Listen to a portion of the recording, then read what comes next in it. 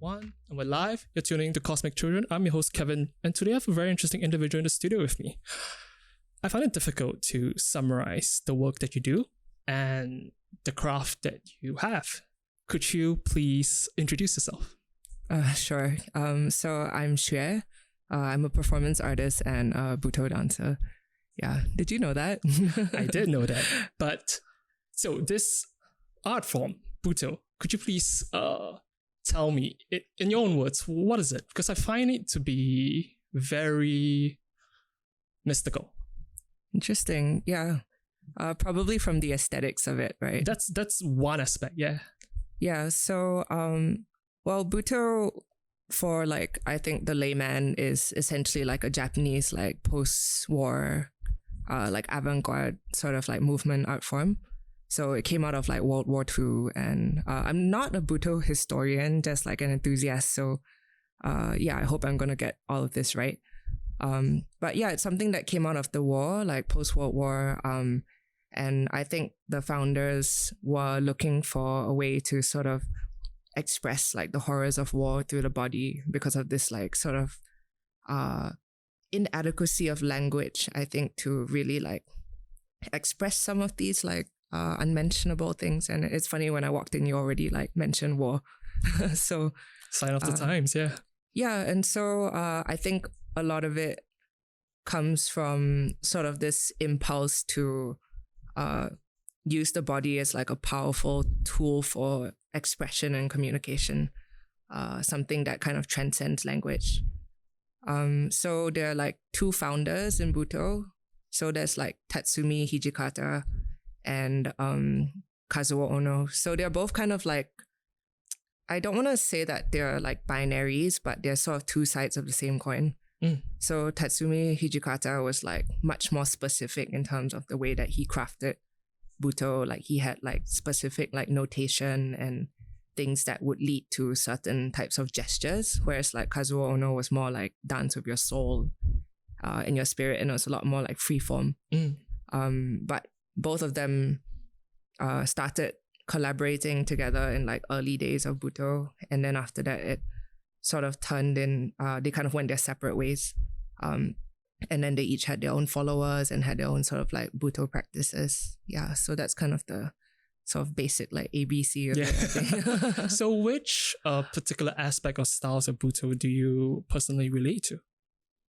Well, I think first I'd have to share a little bit about how I kind of got into the practice to begin with. And I'm actually really glad that you're like asking me to talk about Butoh, because it's something that I think I can talk about for hours. So fantastic. Yeah, we might be here for a while. Yeah, we're trapped in the rain. Yeah. Yeah, perfect day to kind of just like talk about one of my favorite things. So I used to live in New York for 7 years.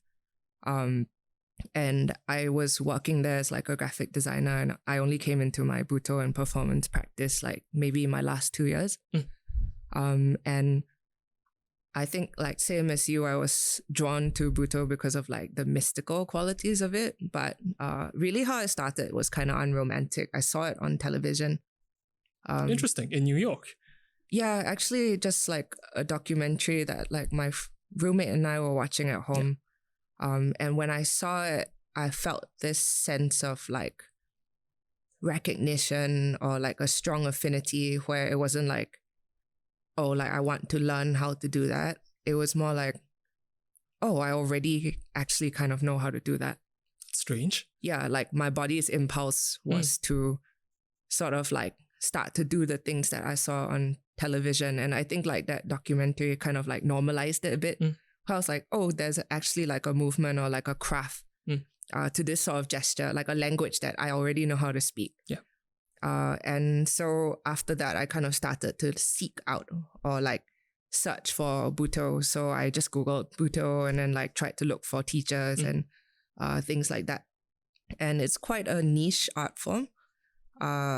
So there were only a few places in New York that, you know, kind of like taught it, or at least from my sort of like level one sort of like search. So there's a space in New York called LeMay, and they actually have like an amazing story that I don't want to bastardize, but essentially like it's a space that is run by two artists, and it's also their home. Wow. And they built the space from scratch. It's like this lofted space, and they built all the rooms, and it's also known as the cave. Oh. Yeah, so it has this like beautiful like practice or performance space that doesn't have any concrete walls. It's actually just linen cloth. So it really has this It's very flowy and open, yeah. This very like womb-like sort of quality. And I found out that they were having like a Butoh workshop there, and so I went. And it turns out like at the time when the space first came about, I think the people who ran it didn't actually have enough money to travel, or like to perhaps because of their immigration status, like in the United States and things like that. And so they started to invite Butoh dancers to come to their space and stay with them, and then in exchange, like conduct classes. And so something that came out, this very natural impulse, I think, led the space to sort of become a bit of like a Butoh haven, or like a mecca for Butoh dancers who like resonated with the spirit of the space. And Butoh being this sort of like avant-garde dance form, like it's really like the dance of life. Like it reacts to like sensory information. Like it doesn't really have a fixed form and things like that. And so like sort of this fluid, sort of inviting space, like the cave was kind of like a great sort of like ground for it to like take root in New York in a way. And that is what I know of, like, I guess part of where it started to kind of gain influence in New York. And maybe, you know, there are other like sort of spaces that were cultivating that I don't know about. But the cave, Lamé, is like where I first came across it. And the Butoh master that I first learned from was Tadashi Endo, who's this Butoh master who's based in Germany. And he actually, I think, also does Butoh to jazz and like teaches at one of the universities. So like when I went into it, you know, Butoh workshops like really vary depending on like the person who's like teaching it and stuff like that. So for him, he just put us through like a series of super random like exercises. And I think it was like a 3-day thing with the option to like extend and perform in his work. But I only did the 3-day like intro to Butoh thing, and came out of it like even more confused than before. Why is that? Because I think Butoh is something that they say that you should just meet, and like it's not something that can be explained. It's a very like evasive dance form that like sort of doesn't want to be sort of like affixed to like a definition or something like that. So even now in Singapore, I have difficulty sort of like framing Butoh the right way, and there's always this fear of like misrepresenting it, especially as someone who's like maybe 4th or 5th generation like Butoh dancer or something, because like all the founders have passed.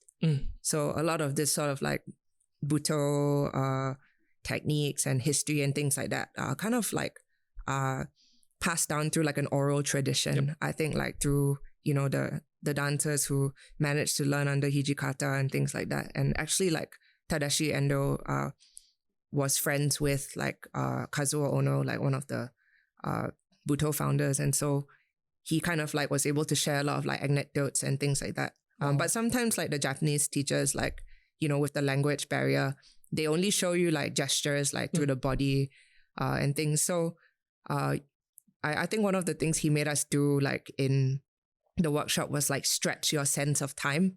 So you'd be eating, like the scenario or image that they give you is like you're eating a bowl of rice, but you try and eat it in like the longest way possible. So you start to play with like certain variables, like the size of the chopstick, or maybe like the bowl has a life of its own and you have to chase it around the room. So I guess for me, it was like, why am I doing all of this? You know, like a 3-day intensive, and you're like eating like, I don't know, like rogue bowls of rice and bending chopsticks and like eating apples with your navel and things like that. You kind of come out of it being like, okay, what did I learn? And maybe I just feel a little bit more like bewildered than I did before. But I think the power of Butoh is really testament to like how it's expressed through like the dancer's body.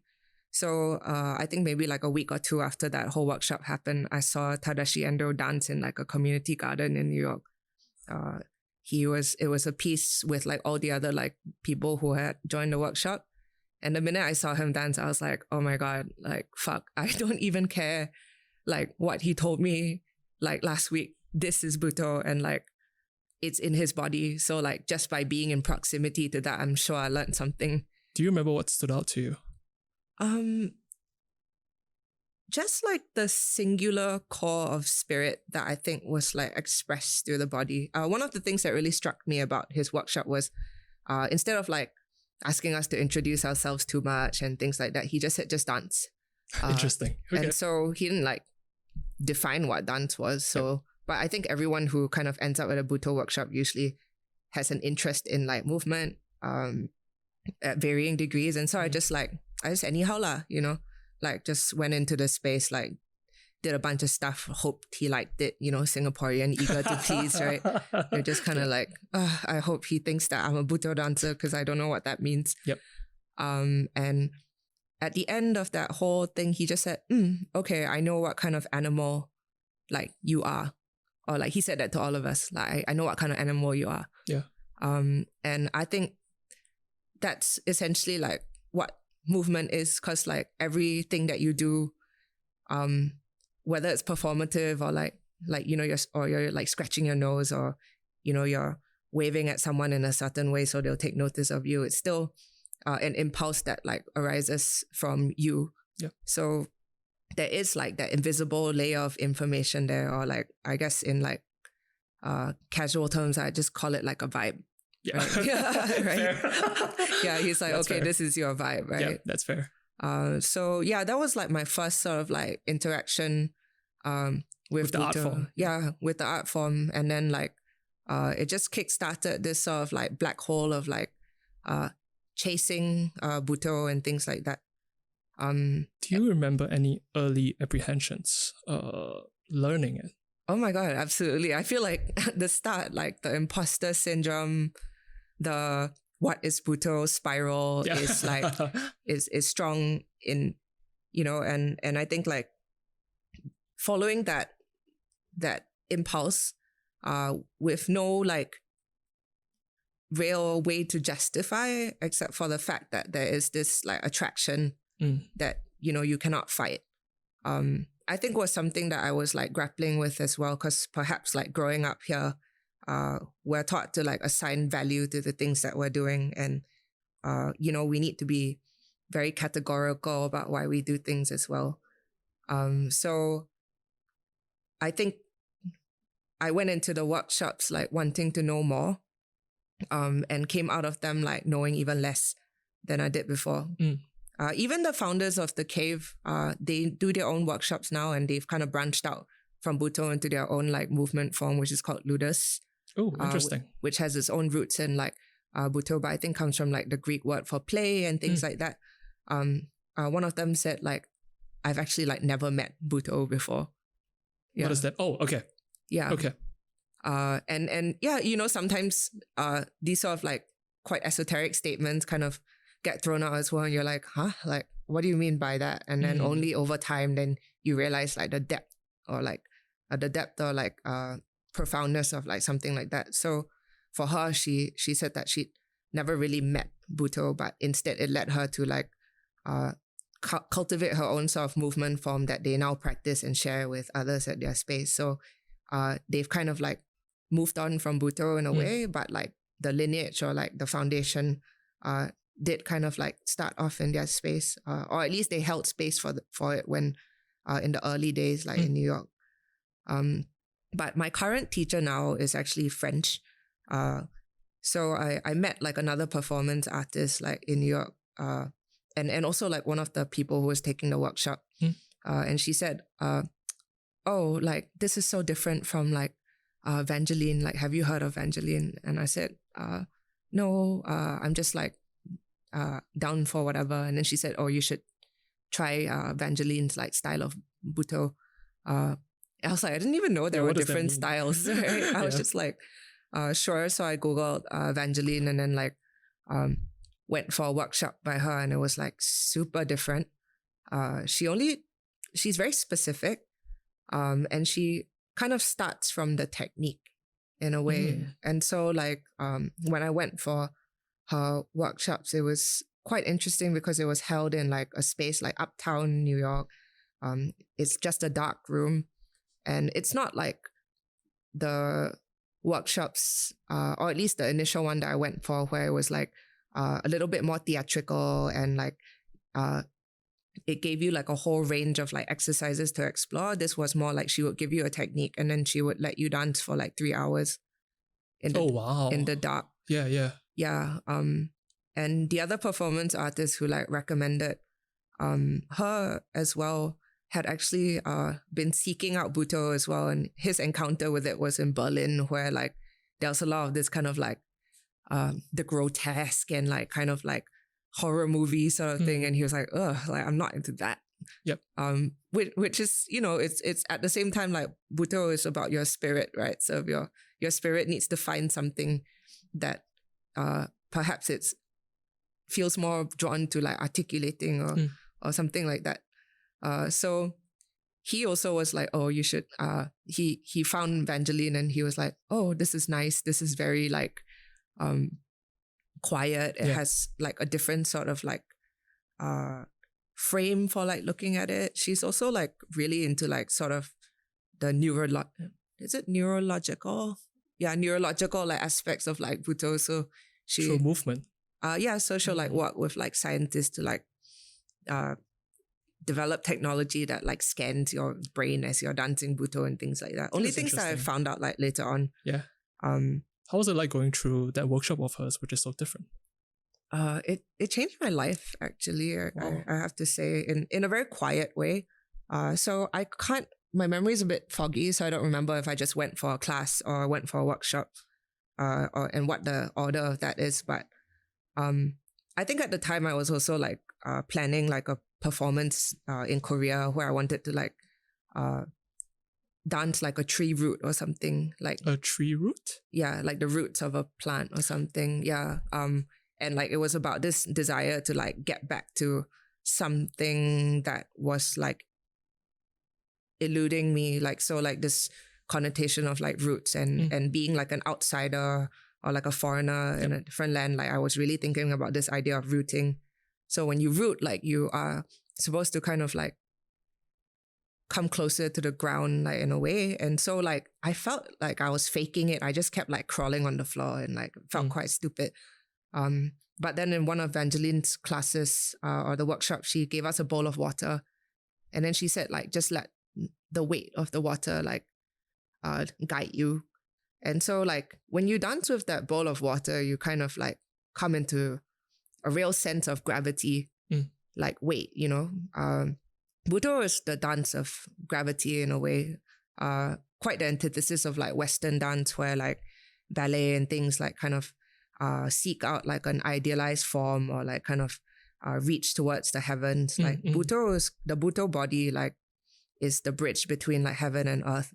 So one part of you sinks into the ground and the other part of you like reaches for something high above. So in a way, how it's been described, that is like a corpse that is like desperately trying to stand upright. I really love that image as well, because I feel like it really speaks of the human condition. Like we're just like barely keeping it together. Yeah. You know? And so when I was dancing with that bowl of water, it was quite emotional actually. Like people around me were like sobbing as they spilled the water. Like I think it makes you come into contact with like your own sense of control and like balance and release and things like that. But I was just like happily like holding the bowl and moving really slowly and like feeling like every cellular like particle of like movement as like the weight of this like small bowl like brings me down towards the earth. And then before I knew it, I was on the ground. And then I had this like profound realization where I was like, shit, like this is like the first time I've ever like danced.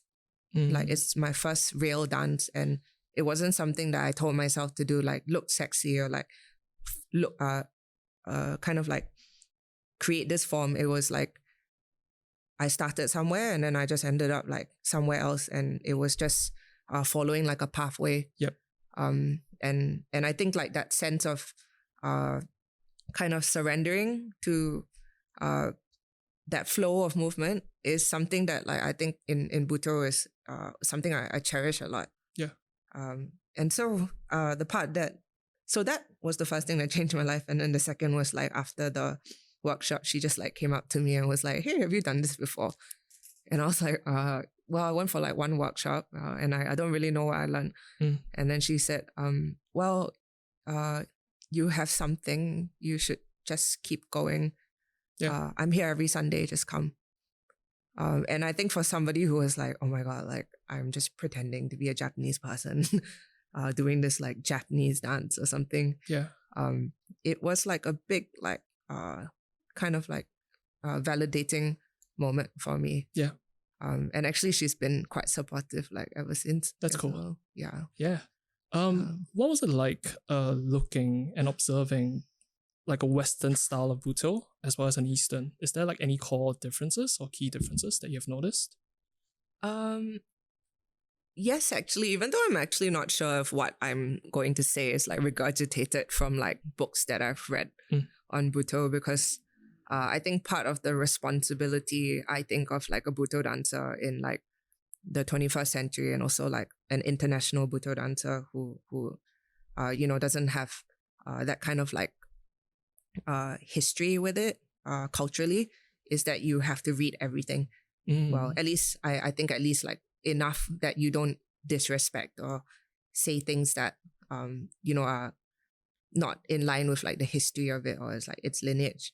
But Japanese, the like the roots of Butoh do come a little bit from like sort of like Japanese mythology, or like sort of like the Japanese landscape and things like that. So like the founder Hijikata, you know, was speaking of like sort of this body that perhaps like came from like the countryside with like the squatting or like you know, walking a certain way, or thinking about like your feet kind of like walking through muddy like fields and things like that. And so there's a certain like gait or things.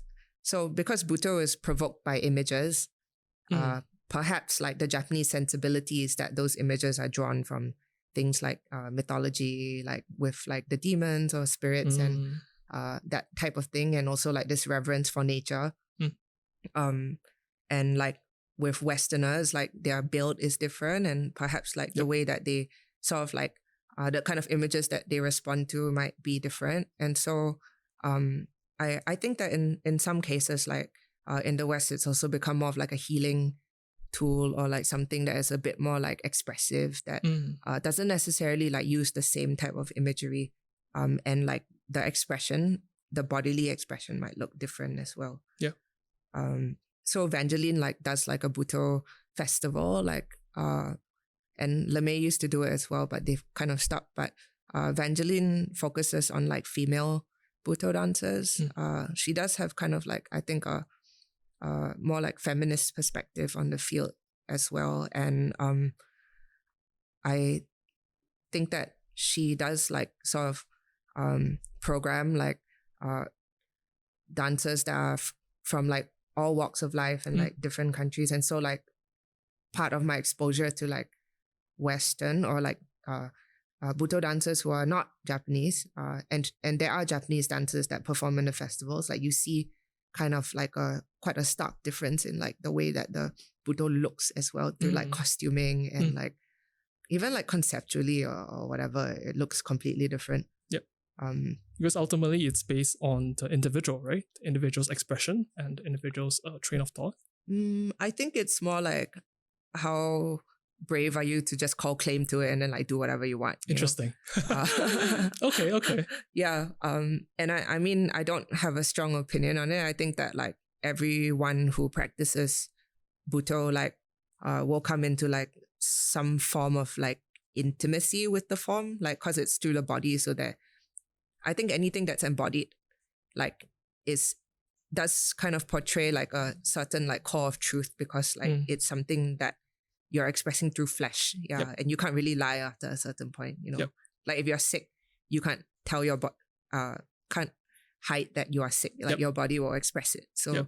I think that like I'm always moved like by all expressions of the body, like as even like beyond like what the artist tells me about it. I'm like, I don't really care. Just let me see how you move. Like I'll know in Talashi's and those words, like what kind of animal you are, you know. Yeah. What is attractive about movement? It's immediate. Interesting. What do you mean by immediate? If you want to pick up something or like move your finger, you can just do it. Mm-hmm. It's free. You don't have to pay to move. Yeah. You can stop when you want. You can start when you want. Yep. It's like the most direct form of like being alive.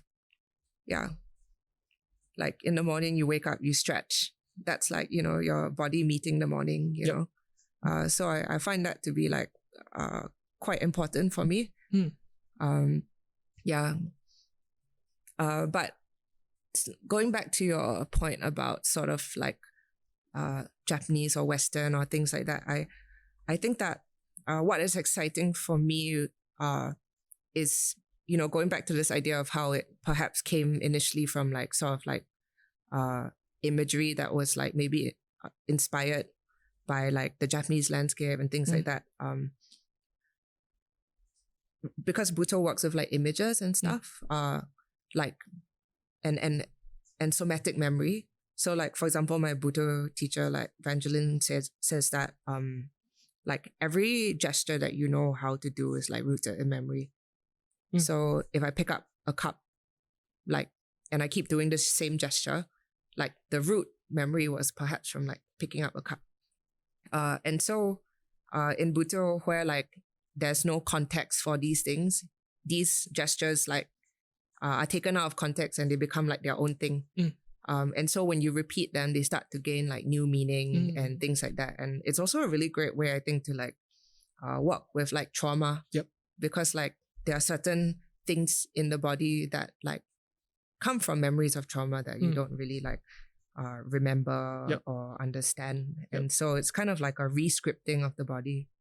So my personal sort of like, or how I talk about my own Butoh practice with like people who meet me and ask me about it, is that I feel like the Butoh that I dance is like a very dirty Butoh. And I say that with pride. Like I don't see that as it's more like a reflection of like I think all the countries and places that I've passed through, like the kind of like disordered memories that I have, like, and I didn't learn from like a master. Like, I didn't have the sort of like methodology of it in such a pure way. So I come at it through like the perspectives of like different teachers and like my own sort of like daily practice. And so God knows what it is at this point, right? It's kind of like become its own monster in a way. When you use the word dirty, what images do you have in mind? What are you thinking about? I think of things like very layered. Not to say that like I think traditional forms of Butoh are also like very layered as well. So like for example, Hijikata, when he was training his dancers, would like go for like hours, like day and night, like just like verbalizing like a string of images, and then they would embody it. So he'd be like, oh, like, you know, a leaf like floating in the wind like turns into like I don't know, like a small butterfly, and then like the butterfly becomes a whatever, and then you just keep shape shifting. But for me, like my Butoh is very like ADHD. What does that mean? It means that I cannot like always sustain the image. So like when certain Butoh dancers dance, like the image gets like richer and richer and more specific. But for me, I describe it almost like a Wi-Fi signal. Yeah. so it gets weak sometimes and stronger sometimes. Yeah, and then so like I would say like I'm not particularly like I'm not an expert. I'm just an enthusiast. And so like, but I'm also like, I try to be honest. So when the Wi-Fi signal does die, I'll just let it die in my performance. But it doesn't mean that I go completely dead or something. Everything in my body is still alive and in motion, but it's like I have to wait for the next thing to come. And I think very seasoned Butoh dancers like maybe don't have that much of that. But that might just be my own like sort of like theory on it. Do you feel like you are playing different characters in any particular performance? Yes and no. So Kazuo Ono, like one of the founders of Butoh, like used to dance like this Spanish dancer, Argentinian dancer called La Argentina, and he said that he spent his whole career he just like danced her. Like that became like what he was like quite known for. And I don't even think he met her in real life, but he was like, he felt like he called to do that. Like that was like his life's calling. And so like he would dance her. So I wouldn't say that it's like playing a role in like a theatrical way or something. It's more like a form of channeling, maybe. Yeah. Like you are allowing something to like enter your body. Yeah. Even though like there's a Butoh troupe called like Dairakudakan that has like a more like theatrical sort of like influence. And so their costumes are like quite specific and things like that. So they might play like a salaryman or things, and they do like sort of rehearse. So I think like troupe or like company Butoh is also a little different from like solo Butoh. I'm a soloist, so I can really anyhow because like it's my rules, it's my dance, you know. So like for me, like I would say that like my practice of Butoh allows me to meet these like different characters, if we're going to use that, or entities, and like I can allow them to inhabit me as I dance. And so it's not like I was like, oh, I'm going to dance like a small girl, and then I know what that small girl is going to act like or how she's going to behave. It's just more like I have an inkling that that might be what I might tap into. And then I wait for the Wi-Fi signal to get strong again. And then like that becomes like more like it materializes through the dance. Yeah. I've only actually performed like two or three Butoh pieces like in public. Otherwise I just dance for myself like as a form of like it's just a very personal sort of like communion like with myself, like my body and things like that. But the first time I performed, I just like performed like to these like bell sounds, so my body became like empty and I was like receiving the sounds of the bell. So I would just kept shape shifting, but I didn't get a strong sense of like a person or like an entity. I was just like I just became the bell.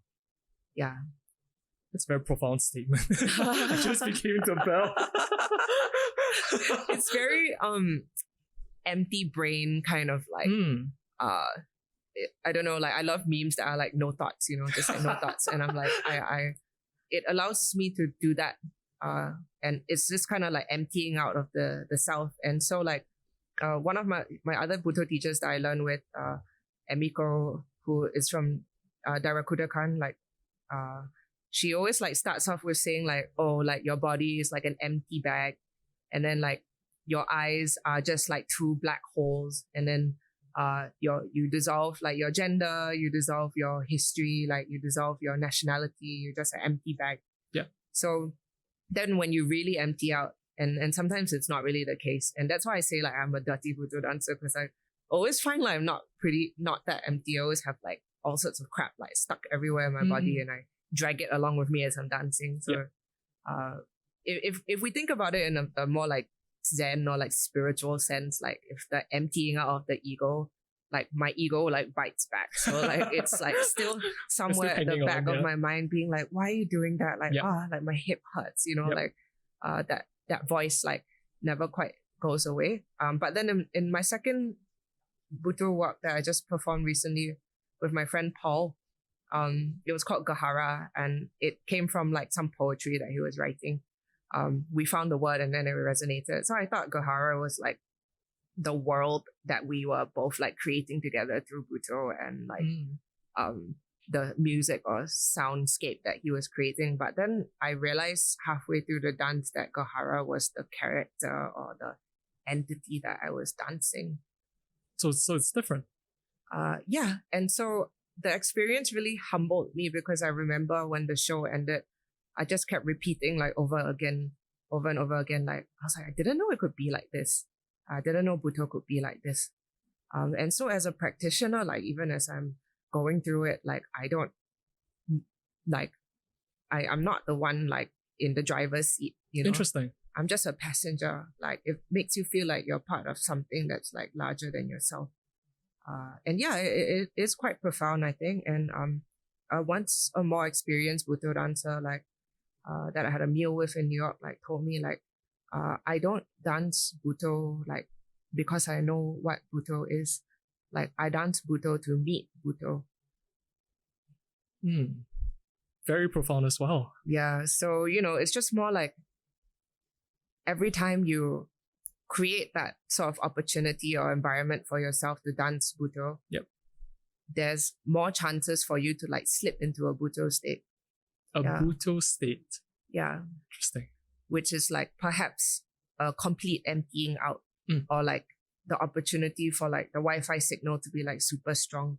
And it's really like subject to a whole bunch of things like temperature, like sound, like I don't know, it's all these like shifting conditions. And so the more times you do it, like the more like your dance emerges. So it's I would say it's kind of an emergent dance form, because images and things like emerge from the body. That's very interesting. Yeah, I love it. It's always like a surprise to me, like when I see something that I didn't expect. So like in Gahara, like I felt like I was transported to like another world, and like this entity, Gahara or something, was like had been alive for like many years and saw like the forming and unforming of like different planetary bodies, and was like completely unfazed by them. So she was like bored, she was petulant. Sometimes she would like be contemplative. And so like that, I was like shape-shifting between all those things. And you know, if you want to rationalize it, perhaps I have a very rich imagination. But also perhaps like in the kind of like inexplicable like mysteries of the universe, like some things aligned, and I was able to have that profound experience for myself. Is there a right or wrong way to perform and experience Butoh? Let me give that one some thought. No, I don't think so. At least every like Butoh teacher that I have like had the pleasure of being taught by, like has been very like welcoming in terms of like welcoming people to the form. Like there's no like gatekeeping, at least like not in my personal experience of it.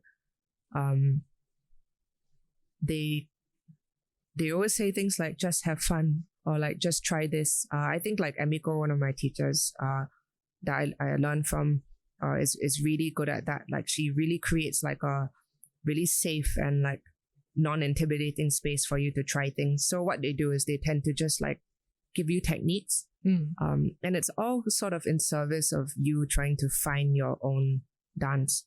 And going back to like my point about how the body doesn't lie, like I guess like you can't really like fake Butoh, like just through like moving and things like that. Like you are like accessing like some form of Butoh dance. Yeah. But I guess like if there was a wrong way to do it, it would be like perhaps not reading or educating yourself on like the legacy of it, and then just like going around like doing all sorts of random movement and then like calling it Butoh. Or like capitalizing on like the form of Butoh, and then like for example like selling tickets and like calling it like Butoh or something like that. But on the more positive like side of that, there have been like practitioners who were just like doing their own thing and just like dancing and stuff, and then they meet a Butoh dancer, and the Butoh dancer is like, oh, what you're doing is Butoh. and then the person's like, oh, okay, and then after that they kind of like get added to like the lineage of like people who are practicing it. Yep. Yeah. Is Butoh dance very commonly known to other dancers? Because I think before having to do research on this, I had no idea like something like this existed. Yeah. What did you find out in like your research, like just from like Googling or? I watched a couple of videos, a couple of pretty interesting documentaries. I think what stood out to me was how ritualistic it feels.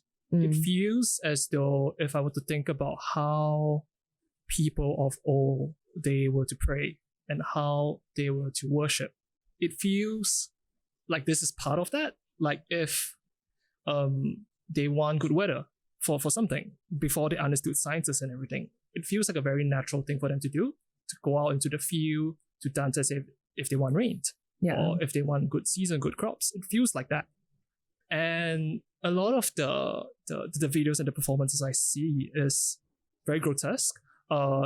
It gives off a certain feeling. I think some of them were using props as well. Yeah, so it's interesting to see the different types, because there was some that were really graceful. I think there was one video in particular. Sankai-juku, the bald people. Yeah. Yeah.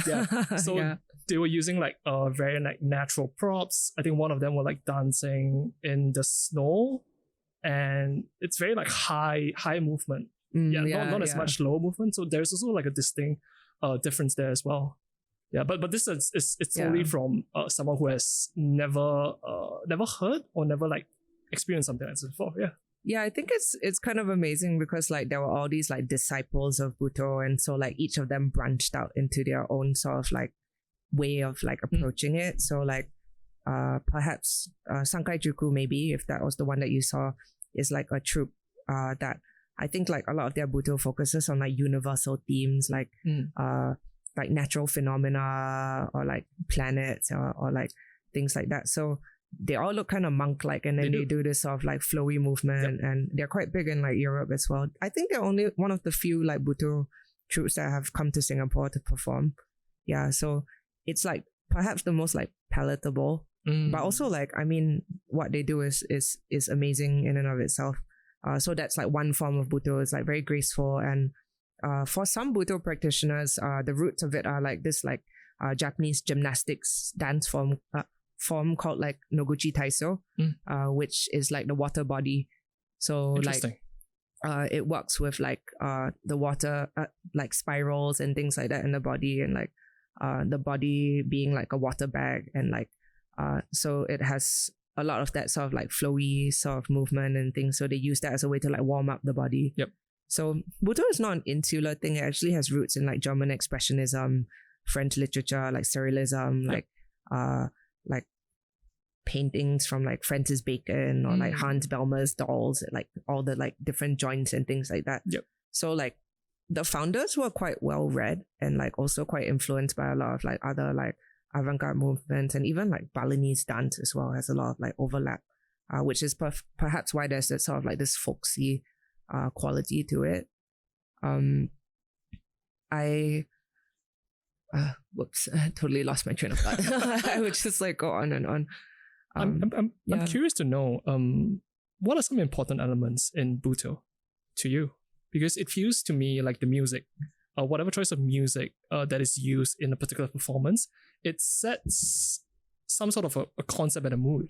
Yeah, and some would use props, some would use just the body alone, the makeup. Yeah. These seems to be quite important elements all coming together to tell a particular story. I think that perhaps is like the secondary layer of Butoh for perhaps an audience or like to frame the form. But the most important thing in Butoh is like breath. Interesting. Yeah, because in order to like move, you have to breathe, and then the breath sort of like grounds the movement as well. And also like a lot of the images and the focus is in what people might know as the Tantian. Yeah, which is what like, is that? It's like oh my god, I'm gonna do a really bad job of explaining it, but it's like about like 4 fingers like below your navel. It's like this like energy center, or in Japanese it's called the tendon. Okay. So like you have to place your awareness there, and then like images kind of like grow out of that as well. Wait, So, images grow out of that. Is it metaphorically, or is that what people would think about when they want to practice or when they want to learn? I think it's something that is like embodied. So I wouldn't say that I'm using it like a metaphor, because you really have to place your cognitive like or like sensing there. Yep. And then like for example, if I give you an image like you're holding like a small white flower in your belly, and then it starts to take root and sprout, then like that warmth or like that sensation or image of the body like expands, and before you know it, you're like a gigantic flower, or like Fair. you know you're a tree or something. So that's where it comes from. And then maybe after that, the costuming and the sound starts to underscore that. But actually, when I dance Butoh, I don't rehearse with the music. Interesting. I don't really care about the music actually. I like when they come together, but it's not like something that governs the movement. Yeah, it's not choreographed. Yep. The music just creates like an environment. So Butoh works, I think, sometimes with like different like time registers and things like that. So the music's just there like for maybe to set some kind of mood, but then the Butoh dancer can make the choice of whether they want to follow that or not. And then with the costumes, I think there's like a sense of that impulse to shock or to delight or to bring pleasure to people like through the dance. It doesn't always have to be like horror about like pain or things. Like I remember the first Butoh performance like ever that gained it notoriety was like called Forbidden Colors, and it was based off this novel by Mishima.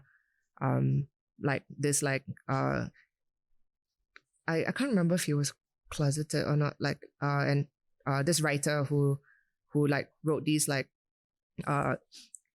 erotic novels about like male on male kind of like relationships, and I think it was quite taboo at the time in Japan. And so Hijikata and like the other founders like Sun like performed in it, and then there was a live chicken that they like crushed between their thighs or something, and then it was performed in like very low lighting, and like there wasn't much documentation, but it caused like a whole stir. And so like that sense of like theatricality or like shock was part of like the whole like mythos of Butoh as well.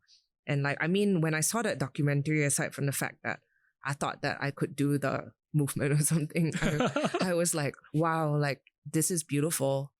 Like it feels like a language or like an aesthetic sensibility that I'm particularly drawn to. So it adds to that mysticism of the whole thing. And there's this Butoh troupe called Biako Shah that is defunct now. And they used to do Butoh in the mountains, and theirs was like super ritualistic. And they used to kind of work in like live, like a lot of the Butoh dancers at that time used to live more like in like commune settings. So like, for example, like those who study under Hijikata would like live together, and then at night they would like maybe work at the cabaret or things like that. And then all their earnings would go back to like funding Butoh performances. So like Biako Shah like moved to the mountains, and then they just like lived together and like made these like really crazy costumes out of like hoses and like kitchen appliances and fire and things like that. And then but I think like also it wasn't sustainable because it was in the mountains. Like who's gonna go there and watch Butoh? But they documented everything, and like so now it kind of like lives on like in culture, like through these like memories, and they sort of feel like a bit like secret rituals in a way. Even like I think my Butoh performances, which I perform at my studio, sometimes like it's only like a few people, like 5 or something. And like that intimacy is like something that I think I treasure, because it reminds me of like the early days of Butoh. Like it was an underground movement. It's not like as like sort of internationally favored as it is now, where it's on a stage, and you know, Sankai Juku has like these nice expensive costumes and things. Like used to be like in a dirty basement, you know, and like dim lighting and things like that. And I like to perform it in that kind of setting still as well. I sort of like that very like confrontational, like visceral nature of the body. Yep. Yeah. So I think for me, like all the props and things are like a bonus, but I wouldn't want to do without them either. Yeah, you know? definitely. Yeah. So Yeah. does the idea of improving at Butoh, does it exist? Because if we look at different art forms, like let's say painting, or let's say other types of dance, there is this idea of improving. You could have better form. Let's say for art or illustration, you can have better compositions. There's the whole talk about foundations and stuff. But for Butoh, it feels a little bit different. So does the idea of improving exist in the art form? Yes, but perhaps not so much in like a way where you need to be more technical. I remember when I watched this Butoh performance in New York, I was talking to Vangeline about it and I said like, wow, she's so amazing. Like I wish that I could move like her. And then Vangeline just said, oh, she's been doing it for a long time, like quite matter of fact. And I think the only thing, the only way to, and I don't want to use the word improve, but I guess to like meet more of Butoh is to practice it like as much as you can. Actually, people who practice Butoh as like a life path thing, like almost like religion or something, like they are called like Butohist. Butoh, oh, that's a nice ring to it. Okay. Yeah, like maybe like Buddhist, but like Yep. Butohist. Yep. So it's perhaps like a kind of like expanded awareness, like where if I pick up this cup, I can do that in a Butoh way, where I'm being very mindful of like how my fingers wrap around the cup, the temperature of the cup, the weight of the cup. And so everything that I do is within that sort of Butoh awareness. And so when I dance Butoh and I do the same gesture, I'm essentially just doing the same thing. Yep. So there's no distinction between like, I guess when you're doing Butoh and not doing Butoh. That's an interesting way of looking at it. I guess it's kind of a way of like, I would say like an expanded sensing. Like, for example, I think that in Singapore, a lot of people don't necessarily have a lot of body awareness. Fair. I think because perhaps in like a more like conservative sort of society, there are certain attitudes that are reinforced about the body.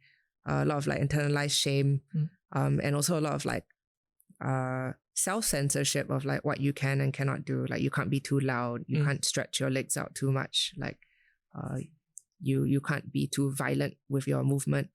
And so all these no's and things get like kind of trapped in the body. And so you start to kind of close off like a certain part of your self that is in tune with sensation and in tune with like this sort of like gestural language. And so in doing Butoh, you kind of like open yourself up to that again, because it bypasses all those like blocks and allows for like new pathways to emerge. Yeah. And so I guess like instead of like thinking about it as sort of like an improving of Butoh, I would see as like, you know, that Wi-Fi signal. Yeah.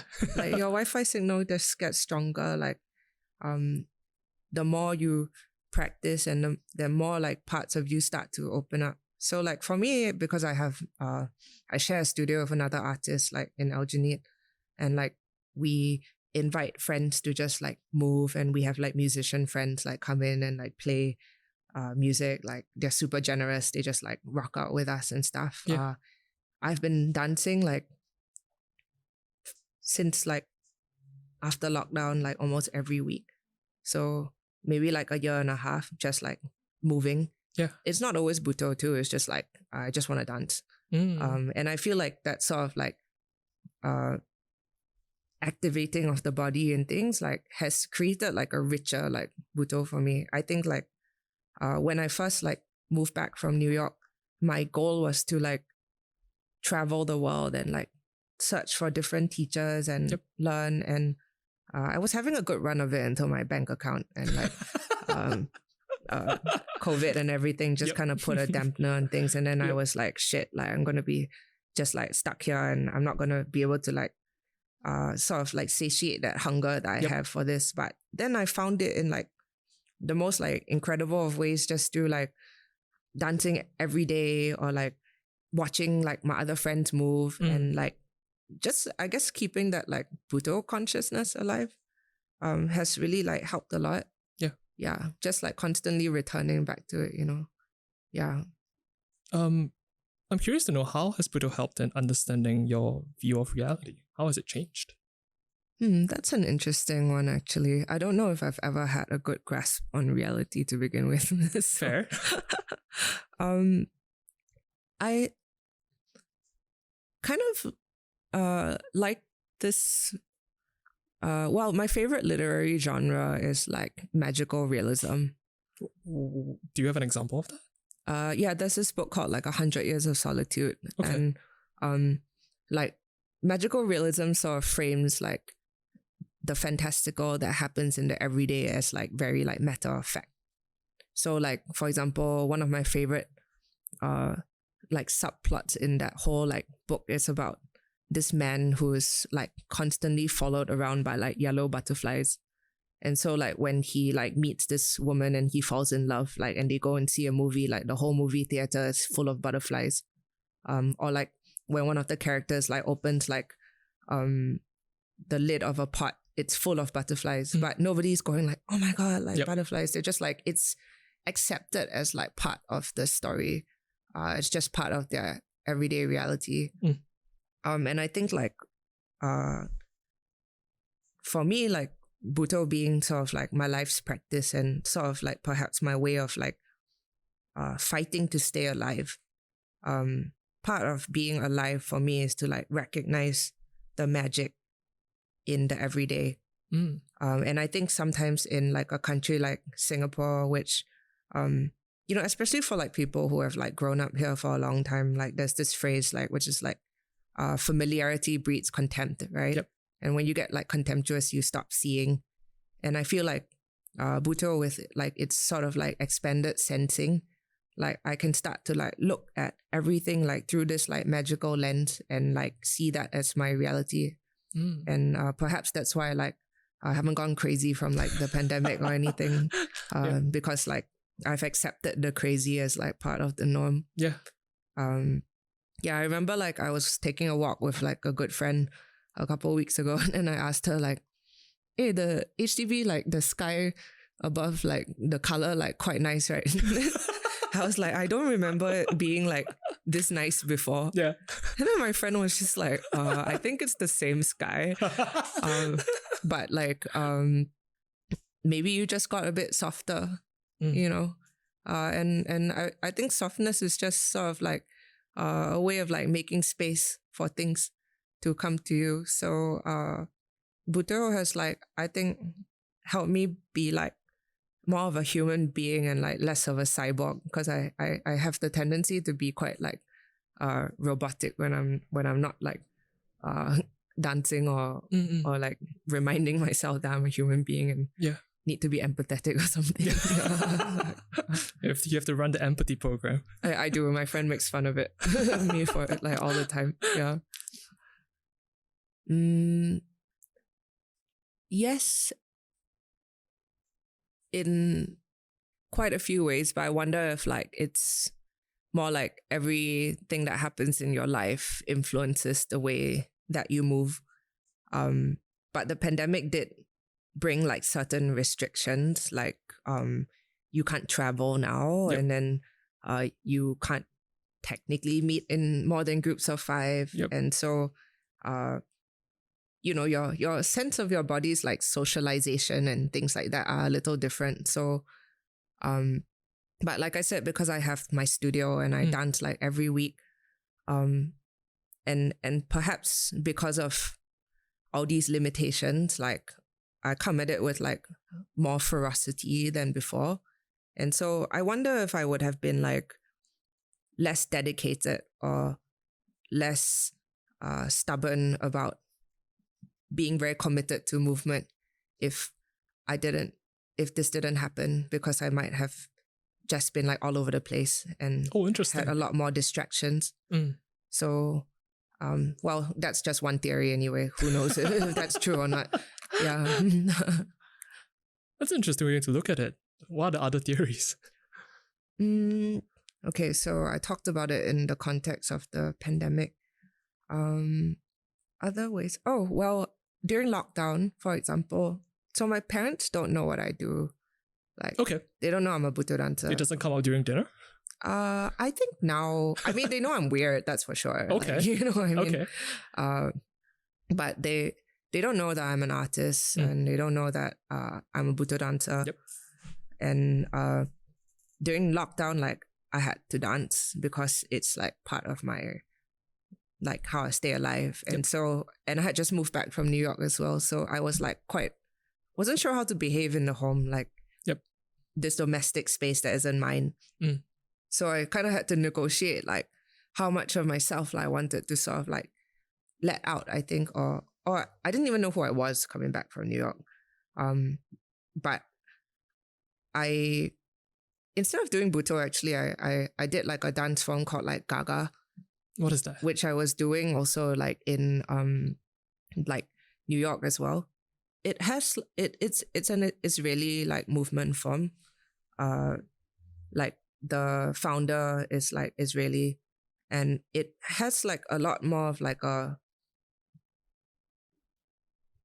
wilder sort of like serpentine quality to it. But it also uses like images and things like that. So like they'll talk about like the rope of the arms, like the arms being like ropes, or like you are holding like two wine glasses and you're shaking and you're trying not to spill the wine. So when I used to do it in New York, like it was fun because you get like people from like all ages, like old people or like children or all sorts of people, like just kind of coming together to like move and shake and like gyrate and like all those things. So Butoh still actually, like, as much as it is like free form in a way, like it's quite rigorous and it requires a lot of like discipline and stamina and training and things like that. So I was doing this like Gaga thing in my living room, like on Zoom for the whole of lockdown, like every day.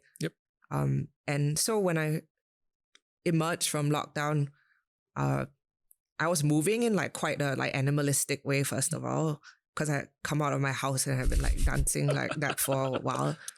And then my Butoh, and that's why I go back to this dirty Butoh thing again, right? Became flavored with this sort of like this Gaga sort of like influence. So it was like a Butoh Gaga sort of cocktail.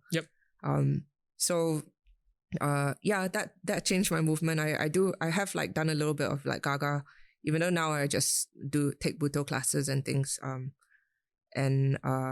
So once in a while, like when I dance, like that kind of thing will like come out. Yeah.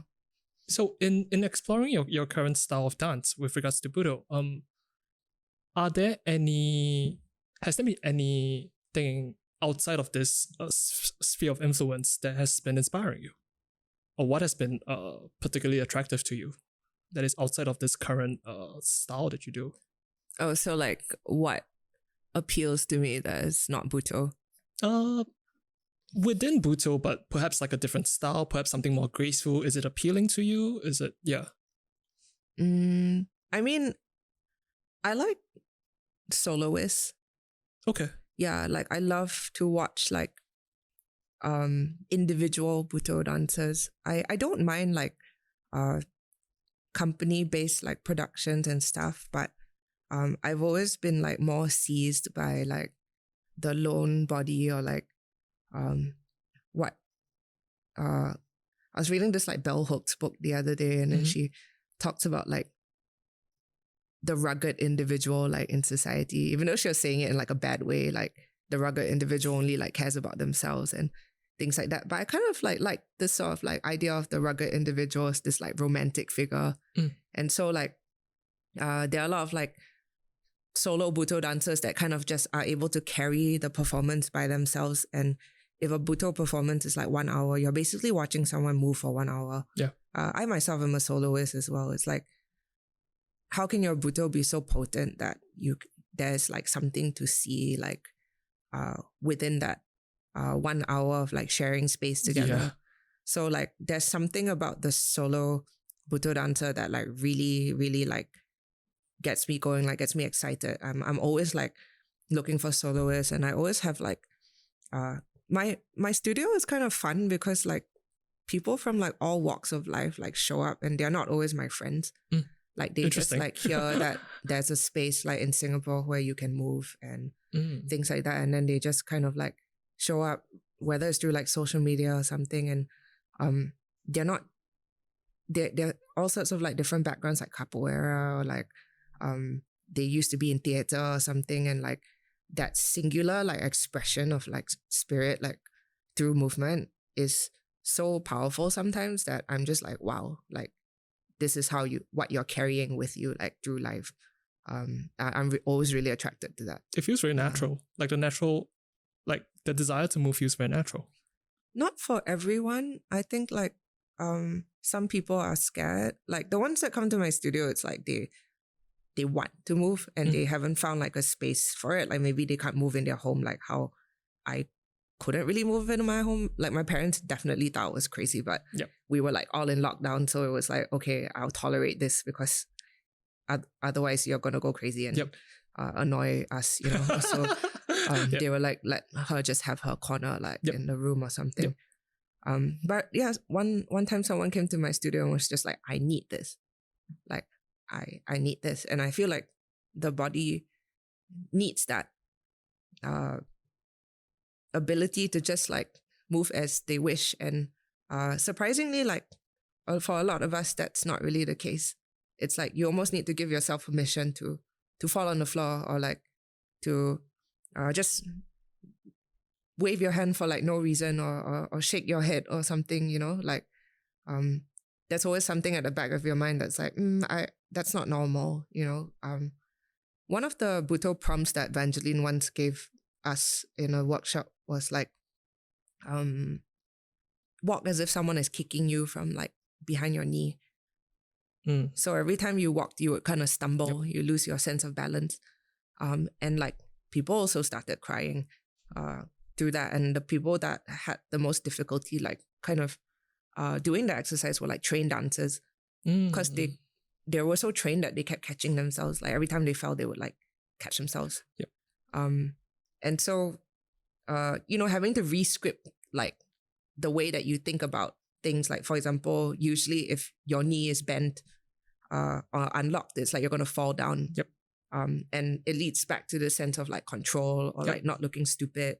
And so every time you do that thing where your knee buckles, you're confronted with that same fear and sensation. And that's what makes people cry, I think. It feels like a very confronting art form. Yes, because I think that it has a lot to do with like the subconscious or like your inner self and things like that. And Butoh is called the dance of darkness, right? And so when it was about dancing like the horrors of war, it also became about dancing like the horrors of your inner psyche. Like some people are afraid to close their eyes for too long because their imagination will like run wild. So when I do like Butoh workshops at my studio, sometimes I tell participants to think of the blackness behind their eyelids as like an infinite space. So as you're closing your eyes and like doing this free movement, suddenly you'll feel afraid to like take a step forward. You know, you're kind of like taking more and more steps into the abyss. It's funny because I'm also afraid of the dark. So like it's an interesting one for me to navigate like as a Butoh dancer. But so as you do these exercises or like you know, dance in a dark room, like all sorts of strange fears will come up. It's kind of like a moving meditation in a way, because meditation has the exact same effect. Like of the mind and like its projections and things. It's interesting that you mentioned, I think, this concept of surrender. Do you think vulnerability kind of plays a part as well? Do you think they're one and the same? Perhaps yes. If like we see truth as a kind of vulnerability, in a way, because like I think to dance Butoh is to be honest with yourself. To dance Butoh in private is to have that private interaction with like you and your body in time and space. But then there's another layer, which is like to dance Butoh for somebody else. Yep. For that to be witnessed is like a different layer of like vulnerability as well. Yep. Yeah. And I used to kind of wonder like what makes my Butoh worth watching. What are the answers you came up with before? Actually, I don't. I just do it anyway because I want to. And I think that we don't watch enough of like movement. We just take it for granted. And like Butoh is not like ballet or something where I have this choreographed thing for you. I might just be like walking across the room for like 1 hour. I just like walk across the room. And in that 1 hour, like hopefully someone might suddenly have like a real awareness of walking. Like they might suddenly think about the feet a lot, you know? And I think that's important. Yeah. Would you want, let's say, an audience when they're witnessing any types of Butoh dance? What would you want them to take home?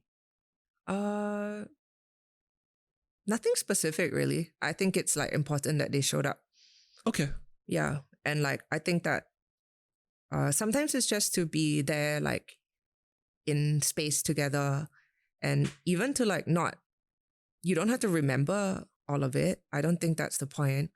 And it's also okay if like your attention span wanders off and like you come back and like it's something else. I think that's kind of the beauty of like Butoh. It's like the art. For me, it's like a shape-shifting art.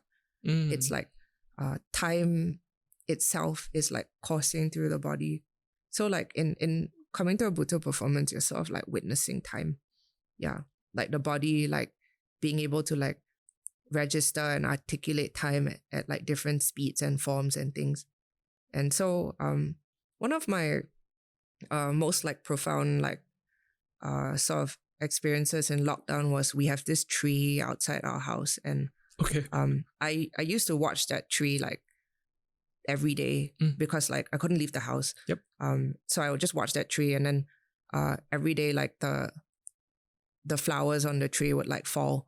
So like the density of like yellow in the tree like would be like different. Sometimes it would be like on the ground. Sometimes it would be like sprouting like on the tree branches and things. And like the transformation of that tree like over time, like I became so like attuned to like the rhythms of that tree that it felt like a whole dance in itself. And I feel like with Butoh, which sometimes focuses on like hyper slow controlled movement and stuff, is like very much like the same logic of the tree. Yeah. I'm curious to know, would you consider yourself a spiritual person?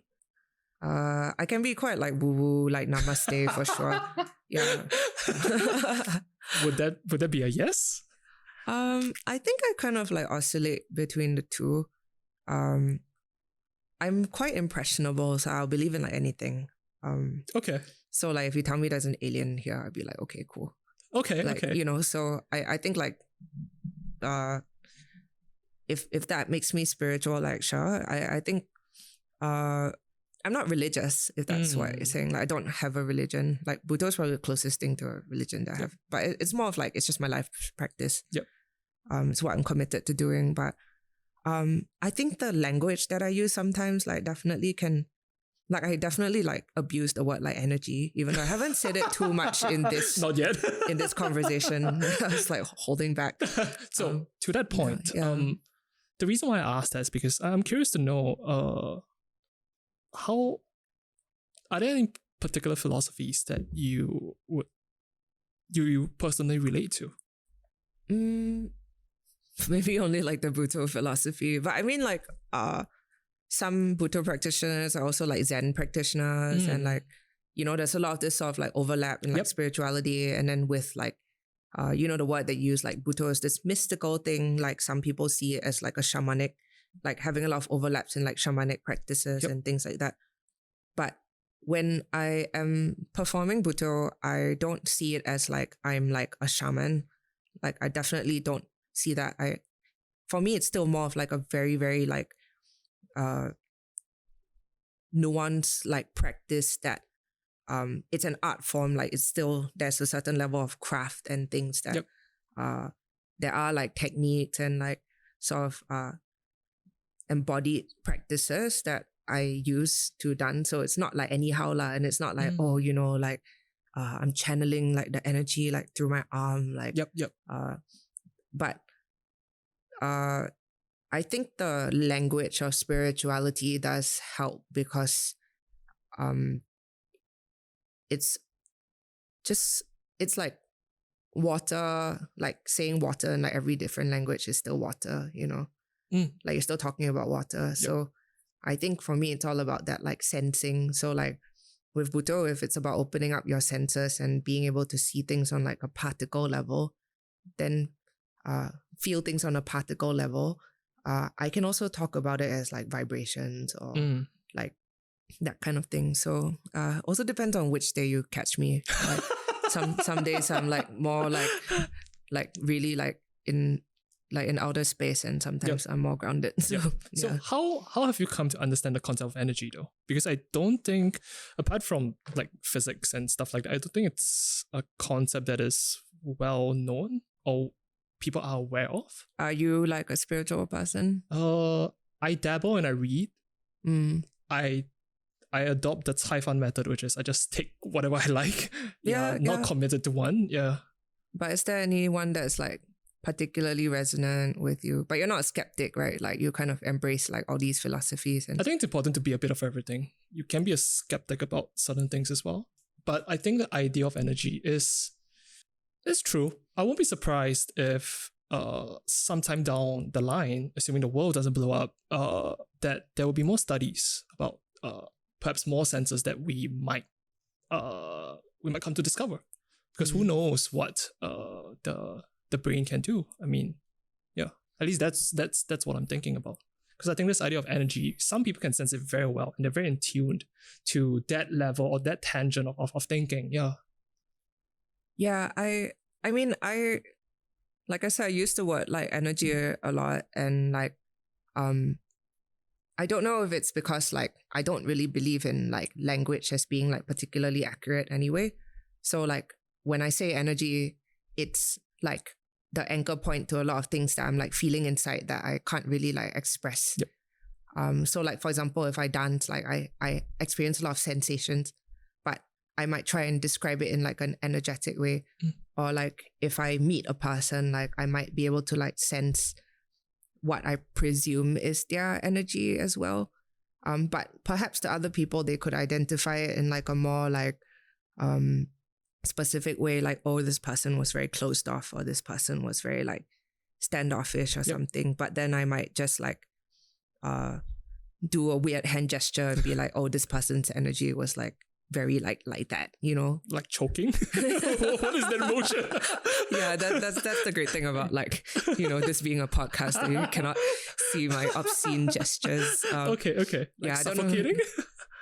See, it's with gesture, there's more of a realm of possibility, right? Whereas like if I describe like a person's like perhaps like more like unpleasant energy or something, like, and tried to use a whole bunch of words, I would be held to it as well, and then I would be like, that's not exactly what I meant.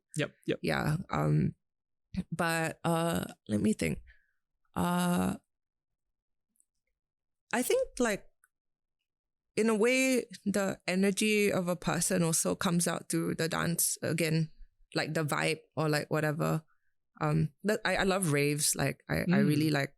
I think I spent like a good part of my teenage years, which implies I'm not a teenager anymore, like just killing my brain cells at raves. And like my favorite thing to do was just to like watch people dance, like a voyeur, and there was a period of time I was like quite sober as well. I'd just go for these things like sober, and I would like treat it like a marathon. I just like stay till the end, like watch people dance, and then like in like the light of morning, when like your body is like exhausted and stuff and you're still going, like I saw like you could really see like a person's like energy, like the person's like will to keep going, like after all that stuff is like stripped away, like all the performative shit that you wore to the rave, like your outfit and like who you thought somebody wanted you to be, and like the tone that you were speaking with your friends and all that stuff. Like at the last few hours of the rave, like you're just like, you don't even know why you're still there, and you're just going like, to me, that's energy. I'm like, yeah, I can see what you are. Yeah. Yeah. That's interesting, because I would imagine at a particular point in time, it's beyond comprehension. You're not choosing to just exist like that. It's just when everything is done at the end of the night or in the early mornings, whatever that's left, that is the person. Yeah. I remember like a Butoh teacher once told me that, like, because in Butoh, it's about like finding your own dance. Like, so a lot of people have maybe like difficulty like knowing like the quality of their movement, or like what kind of animal they are. Yep. And so they go for these like Butoh workshops and things to kind of get closer to that. But she was like, you don't have that problem. Like, you know exactly what kind of animal like you are. So she said, what you need now is not more of that, like knowing who you are, but you need some techniques.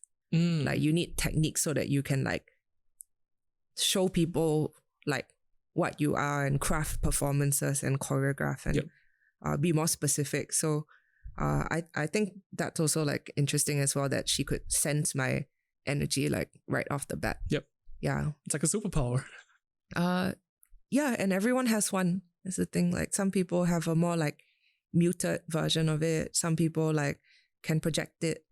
Like I think for me as a performance artist, like I have to be like hyper aware of it, because it's my material for my artwork. I capitalize on it. I like use it for effect, where I use it to like have a certain like quality. And like, I mean, I also like have a lot of tattoos and stuff. And like I love my tattoo artist, because like when I first like talked to him about like my tattoos and stuff, I just said like, you're helping me carve my insides onto my outsides.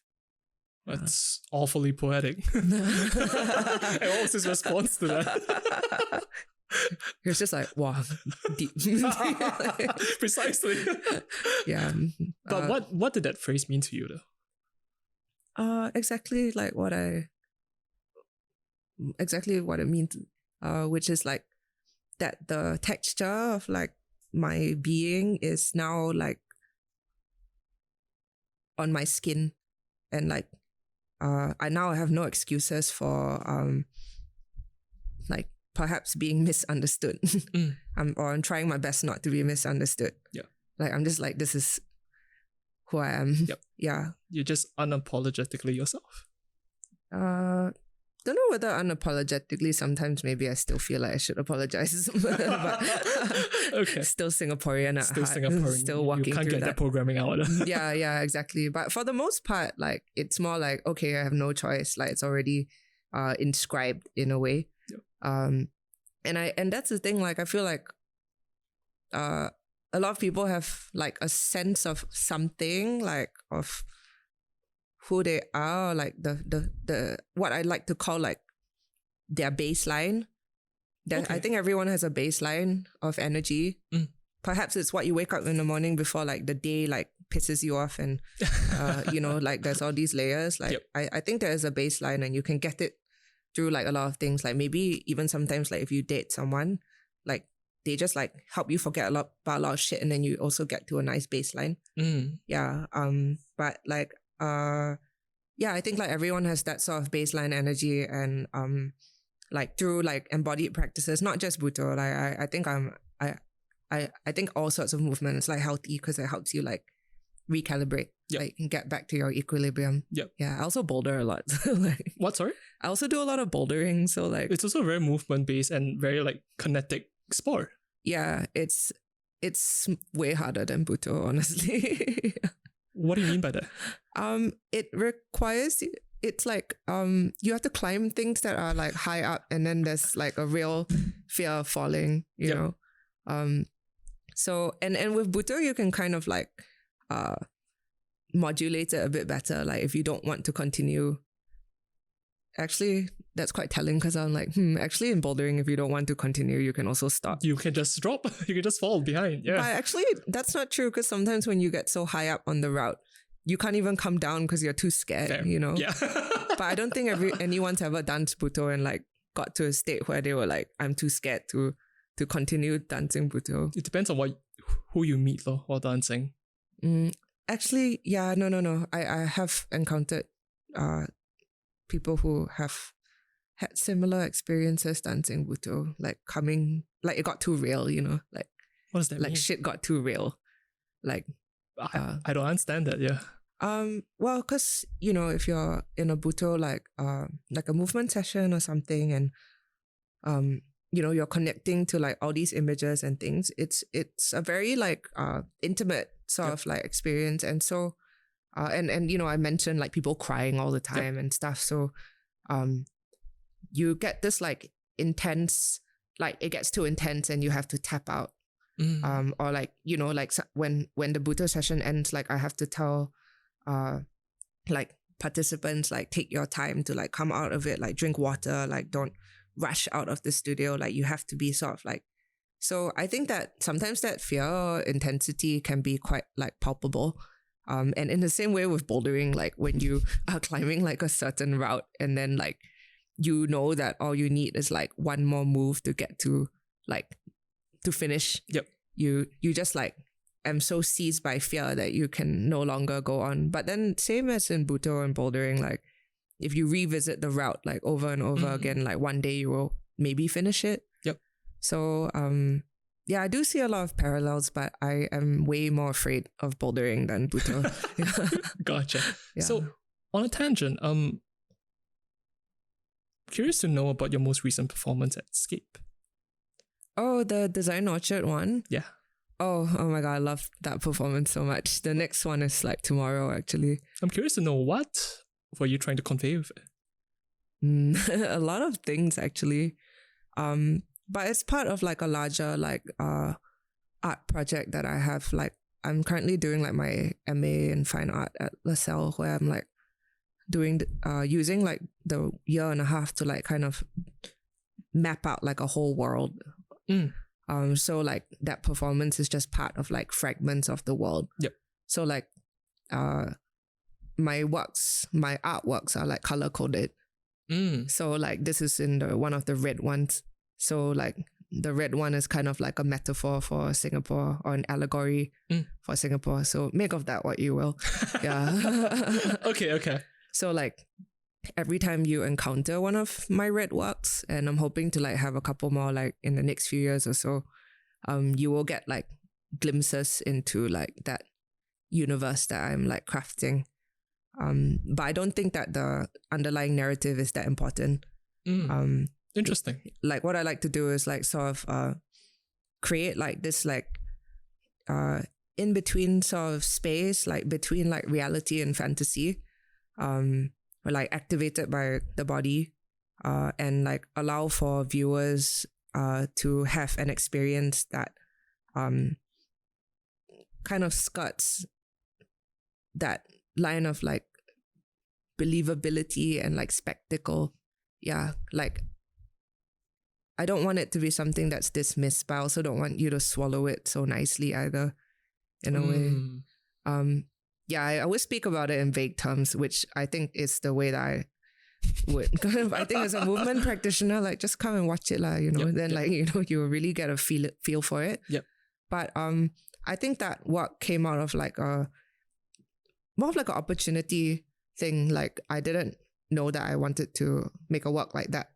But the team like at Hyphen Projects like said that I could use like the rooftop of Design Orchard, and initially they wanted us to like perform in like the audience was going to sit on the staircase, and then like we were going to perform at the bottom. But then I decided to like subvert that and have the audience sit on the grass, and the fake grass, and then we would perform on the staircase. Yep. And so the rubric of the performance is just like we just climb the staircase for like 1 hour, which I think is like fucking funny. And tiring. Yeah, which is great. And I think that for me, like the art of this particular work is the fact that we got to do it. Like we got a permit to climb this staircase for an hour, and our rating is G. G? Yeah, like G just like you could bring your kid for this. Like, you know, it's like I like that it's for everyone. Yep. And that in Singapore where like, you know, you cannot do a lot of things that like for some reason we can throw ourselves down this staircase for 1 hour and it's kind of a good time. And like I don't always think my work has that level of like humor or I think it's a bit of a spastic piece actually, like in the way that we are playing with the body and things, but I like to use like metaphors in my work. So like the staircase, which like has a lot of like going up and going down, going up and going down. Like I think as anyone who's watching it, you could definitely project something onto that visual metaphor. So, you know, I'll just kind of leave it at that in terms of concept. But I think in relationship to Butoh, like I think where this work has its charm for me is in its like it looks like a very simple gesture of stair climbing. And also sometimes like there is like this level of like clumsiness and effort. But then the dancers and I like phase in and out of like these like very controlled, like stylized movements as well. And sometimes you need a little bit of both. Like you need the ugly to be able to see like the craft. Yep. So I think for me, like my favorite moments are like when one of the dancers like just like rolls down the staircase and then like picks himself up and then like bursts into like a flurry of like really stylized movement and then like just like slumps down on the corner. So it's like this like whole cacophony of like chaos and control. And like I think that with you know how we've not been able to like be as mobile or things like because of this pandemic and stuff, like it's kind of like it could be seen as a little bit cathartic perhaps. Yeah. So for this particular performance, you were performing with a group of dancers as well, and there's also the aspect of live music. Yeah. So how was that for you? I mean, those people like they're my friends. We just dance in my studio all the time. Yeah. So we didn't rehearse for that work at all. We've just been dancing together for like a year and a half. So like I was just like, yo, you want to do this? I'll split the money with you. And then like they were all like down and then we did it. And then like the guitarist as well, like Rudy, he used to play in like a vacant affair. Like one of the local bands. I think they're still around, but it's been a bit quiet because of COVID. Yep. But yeah, he's like a regular at my studio. So like, and I love electric guitar. Like it's one of my obsessions, like aside from Butoh. Yeah, like anyone who plays electric guitar is like my new BFF basically. Like I love it. Yeah, I also have an electric guitar, but I just like holding it. That's fair enough. I just like how I look when I hold it. I haven't quite gotten there. What color is it? It's black. Yeah. Tight. Okay. Full black? Black and white. My friends got it for me as a birthday present, actually. The same friends that I did the ziggurat show. Yep. Yeah, the staircase piece. Yeah. Was it different performing with the friends that you're so familiar with and performing solo? Like, I always feel alone even when I'm in a crowded thing. So we're all alone but together. That's my favorite. Very profound. Okay. No lah, alone but together. My friends also feel the same. It's like you're just like doing your own thing. Like the staircase is big enough for all of us. You know, you can like really inhabit your own like space and go into your own little spiral and like people who came for the show will be like, oh, like that guy was my favorite. And I was like, what about me? But you know, it's kind of like pick your player, right? Like in like immersive theater as well, you can only follow like one person. So yeah, I like that aspect of it. And then like Daryl, like the other guitarist, like who also plays in like another band here called Forest, like we actually go bouldering together. So, yeah, it's just like, yo, like you play guitar, right? Like, do you want to play for this? And I mean, think about it, like Orchard Road, like 2 electric guitarists on this like fucking huge staircase, and then like 4 people like crawling around. Like, wow, like when I grew up, I didn't think I could see that kind of thing. It's quite wild, yeah. It's cool. A bit lah, just a bit. But like, I mean, I think for me, like to make work is to just make like something that I would love to see like come into existence, you know, just a celebration of like all the things that I love. Electric guitar, like people just doing whatever the fuck they want with their bodies, like a bit of exercise. I love a good like cardio session, you know. It's one way to look at it. Yeah, and I mean, like, you know, there are no rules that you have to do things properly, you know, like even for me, like when I made the decision to crawl down the stairs backwards, I like really regretted it halfway through the staircase, when I was on the staircase, and I just like stopped and was like, yeah, I'm not doing that. Like kind of like lay there for a while, you know. So yeah, I don't know what the implications of like such a work like this will be in the long run, but like I think on an immediate level, like I hope that people feel like sort of liberated to like get a little bit more like want to move their bodies like after this, you know. Like I'm, and you know, we haven't been able to like dance without masks and like, you know, be in public space like unmasked and like really run around and things, unless, you know, you're playing soccer or something. But this was like, in a way, like the work was a gift. Like me and my friends got to dance like unmasked to like really crazy music for 1 hour. Yeah. It's like a private party. It's like, it definitely sounds like it. Yeah, I mean, I wish that the audience were able to like take off their masks and dance as well, but maybe in a couple months. Yep. But yeah, it's pretty fun. Like I didn't expect to have so much fun. Like I had a lot of fun laughing about it when I thought of the idea.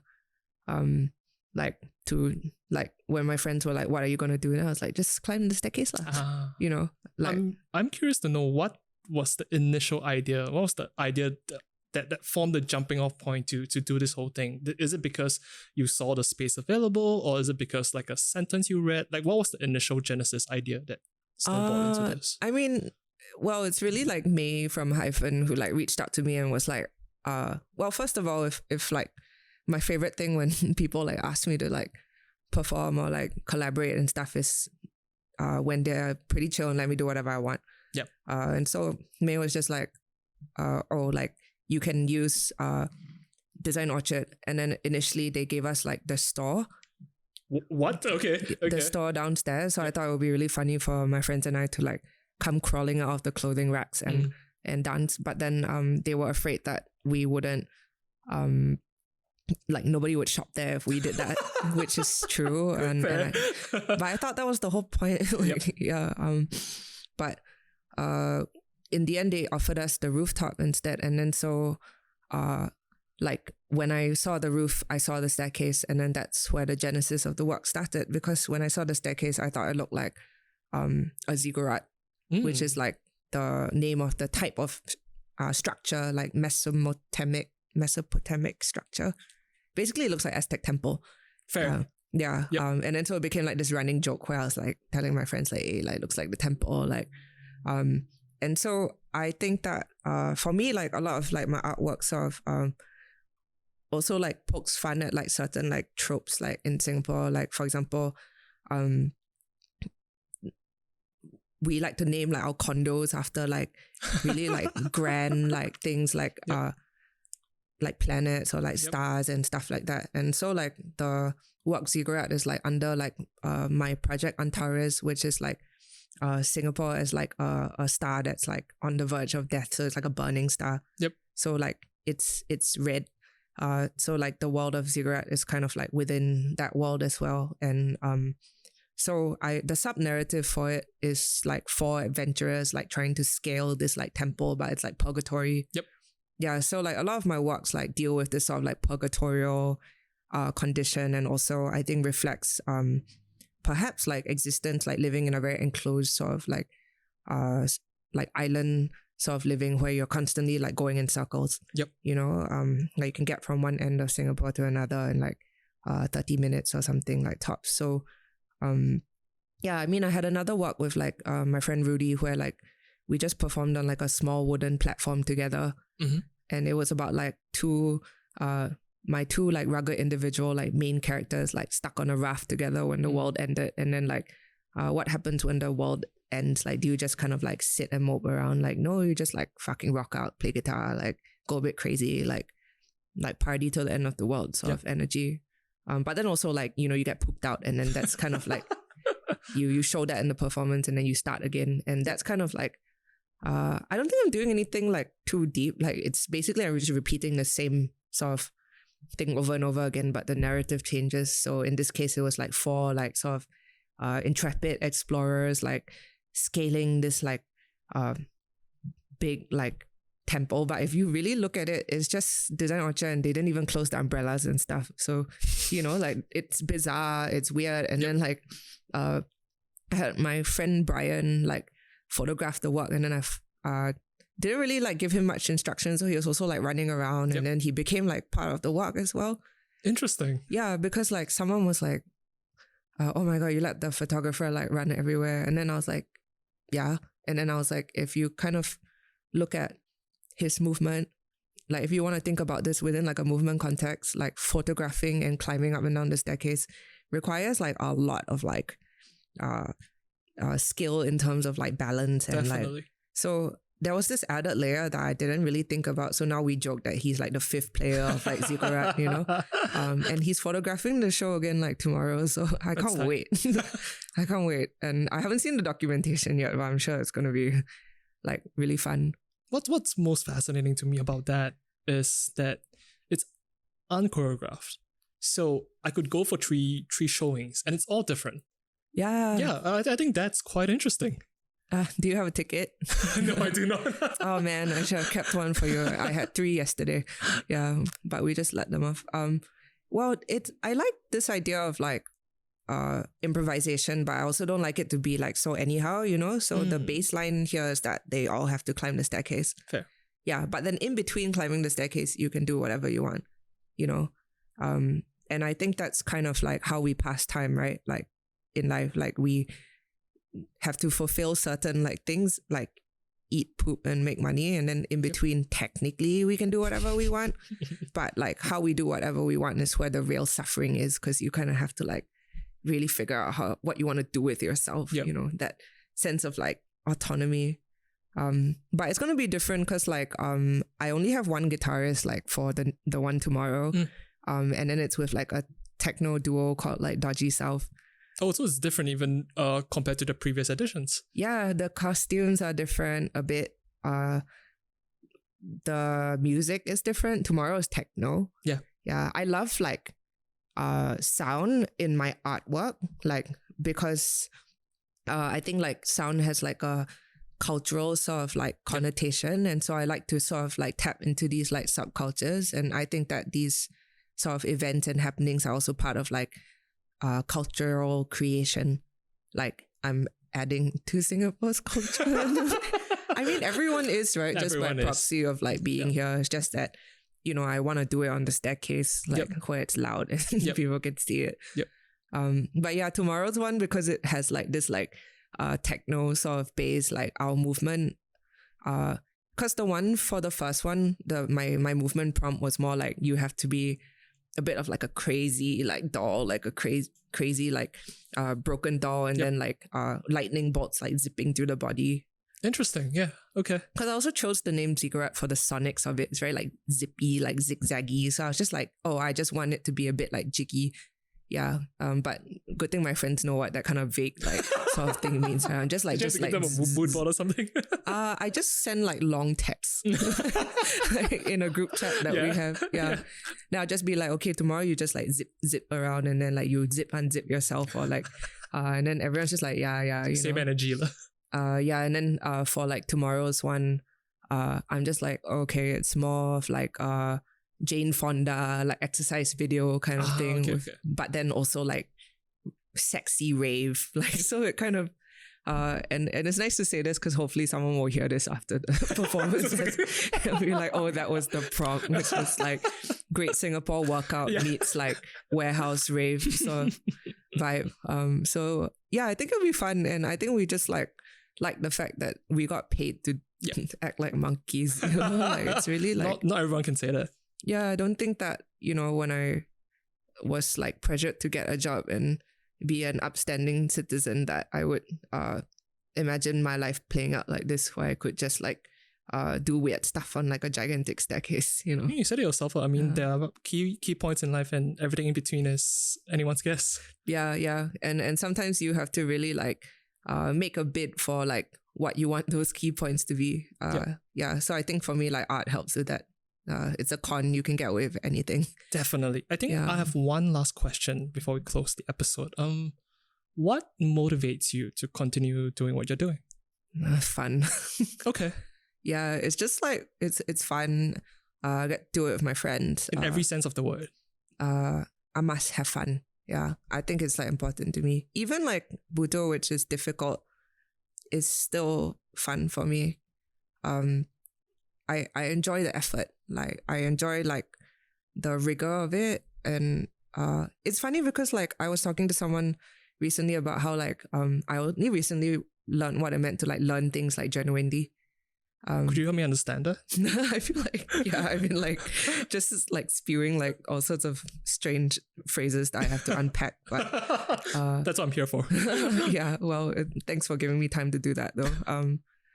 But basically, like I think when I was growing up here, like every time I had to learn something like math or chemistry, it was like someone like hit me over the head with a textbook and was like, "Please absorb this." Yep.